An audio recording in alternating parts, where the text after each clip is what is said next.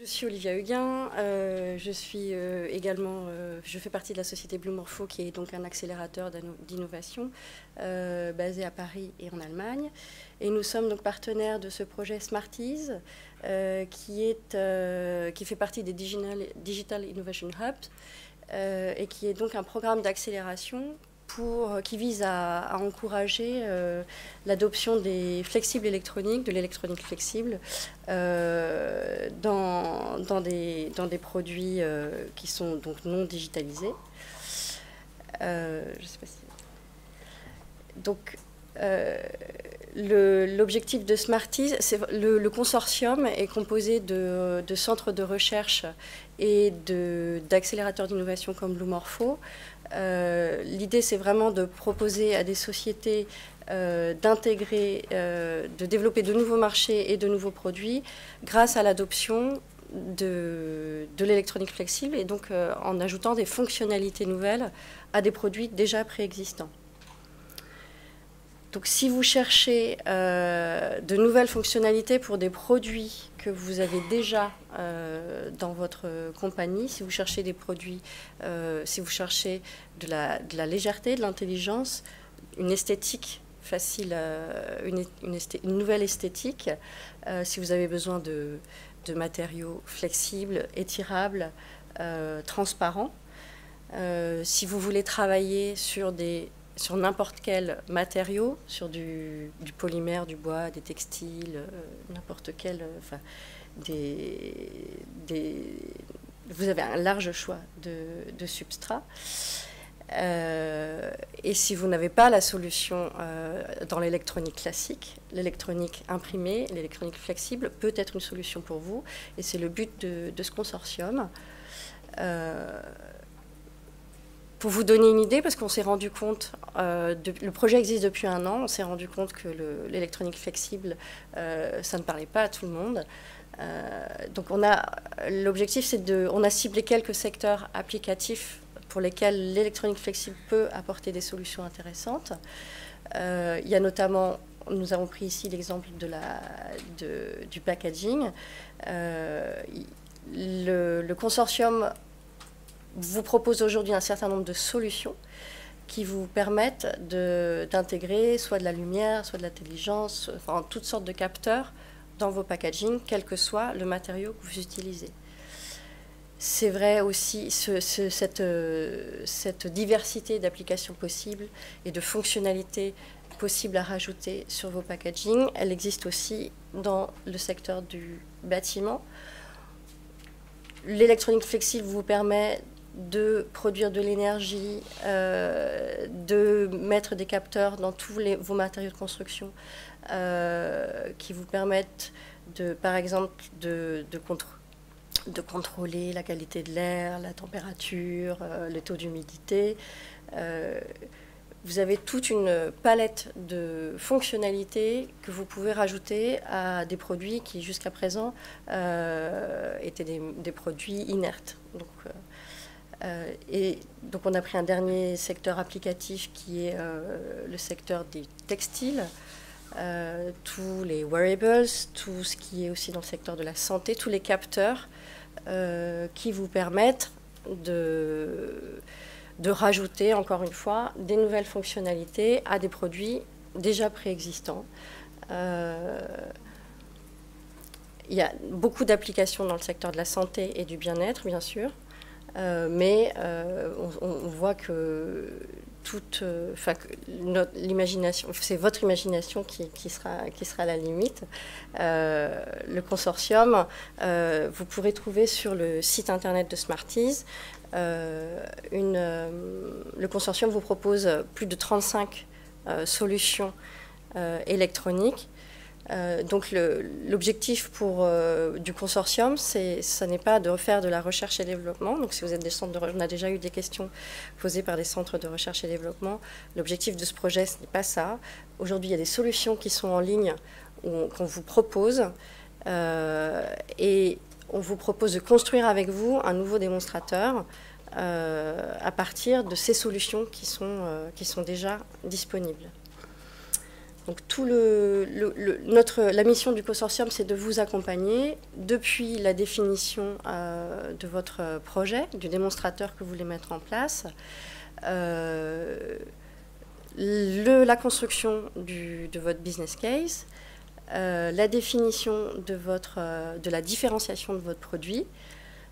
Ensuite, on va identifier avec vous au moment de la définition du démonstrateur le bon partenaire dans le consortium.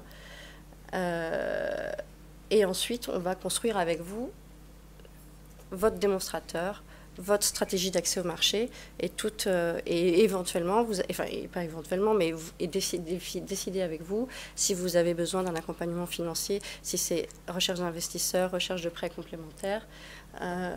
Donc on vous accompagne de la définition du démonstrateur jusqu'à l'accès au marché, la stratégie d'accès au marché de votre produit. Donc le projet a commencé il y a 1 an. L'objectif, c'est de développer 20 démonstrateurs. Le budget disponible pour ce faire est le budget disponible maximum, c'est donc de 165 000 €. Nous avons 5 dates, 5 appels à projets. 2 appels à projets ont déjà eu lieu. Le 3e est en cours. Il se termine la semaine prochaine.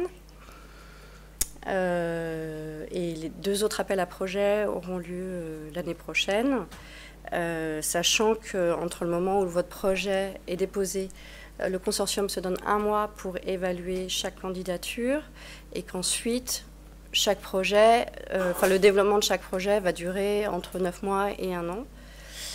Donc le projet est censé se terminer en 2020 avec les dernières applications, les derniers démonstrateurs. Donc là, je vous ai indiqué le détail de ce financement. Donc, c'est le maximum du budget qui peut être disponible, mais donc il y a 80 000 € qui sont mis à disposition qui sont équivalents à la mise à disposition du service technique par les centres de recherche. Il y a 25 000 € qui sont attribués, dont on considère que c'est une contribution en nature de la compagnie qui va être sélectionnée. Et puis 60 000 € qui peuvent être utilisés pour faire appel à un prestataire autre que la compagnie sélectionnée pour développer son démonstrateur, donc un partenaire qui serait complémentaire pour mettre au point le démonstrateur dont la prestation ne serait pas assurée par le consortium. Voilà. Et donc dans les 80 000 € alloués par le consortium, il y a l'aide technique des centres de recherche et l'accompagnement à la définition du business case et l'accompagnement à la mise sur le marché. Donc les sociétés qui peuvent candidater sont donc des PME, des startups et des moyennes entreprises. Donc contrairement au projet précédent, vous n'avez pas besoin de construire un partenariat, c'est vraiment une candidature propre à votre entreprise. Je vous disais tout à l'heure que le 3e call se termine la semaine prochaine. Les calls le formulaire à remplir est assez simple.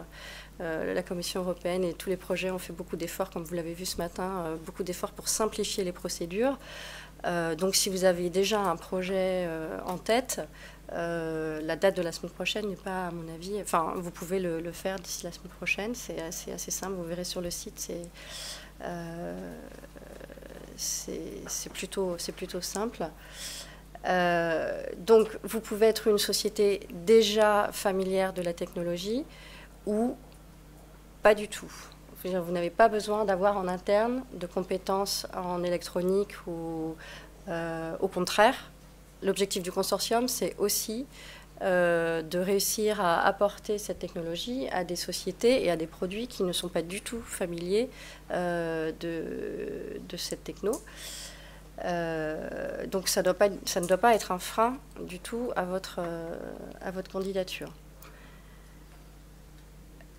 Comme je vous l'ai signalé précédemment, donc l'électronique flexible peut s'appliquer à tous les secteurs d'activité. Donc on a ciblé particulièrement l'automotive, l'architecture, les bâtiments. Bien sûr, il y a tout un marché pour le grand public, les consommateurs, l'énergie, la lumière, la logistique, la santé bien sûr, le packaging, tout ce qui est art graphique, et puis le secteur du textile et peut-être d'autres secteurs que j'ai oubliés auxquels vous appartenez. Et les pays éligibles sont comme pour tous les pays, dans tous les projets H2020, donc Union européenne et puis quelques pays autour éligibles. Donc comme je vous le disais, les prochaines dates, le prochain appel à projet se termine la semaine prochaine et les 2 autres appels à projet auront lieu au premier semestre et au deuxième semestre 2019. Voilà. Alors comme cela a été souligné déjà, nous avons sur le site internet, vous avez un service pour répondre à toutes vos questions.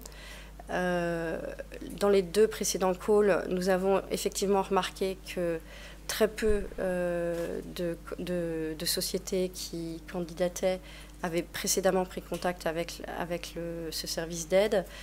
Nous vous encourageons vraiment à le faire parce que ça vous aide à définir le produit dont vous avez besoin, surtout si vous n'avez pas de compétences en électronique au départ. C'est vrai que sur la plateforme, vous allez trouver les 35 propositions de technologies mises à disposition par les centres de recherche, mais ce n'est pas forcément évident de trouver la solution qui vous correspond vraiment. Donc, je vous invite vraiment soit à revenir vers nous, Blue Morpho, soit à consulter le site internet et à contacter le service d'aide en ligne. Ils sont très efficaces, ils vous répondront et même d'ici le 16 novembre, ça n'a rien d'insurmontable. Donc je vous encourage vraiment à le faire parce que ça peut vous faciliter vraiment la vie et ça peut éviter que des candidatures soient refusées pour des choses qui pourraient être résolues très très vite et très simplement. Voilà. Merci pour votre attention et à très bientôt.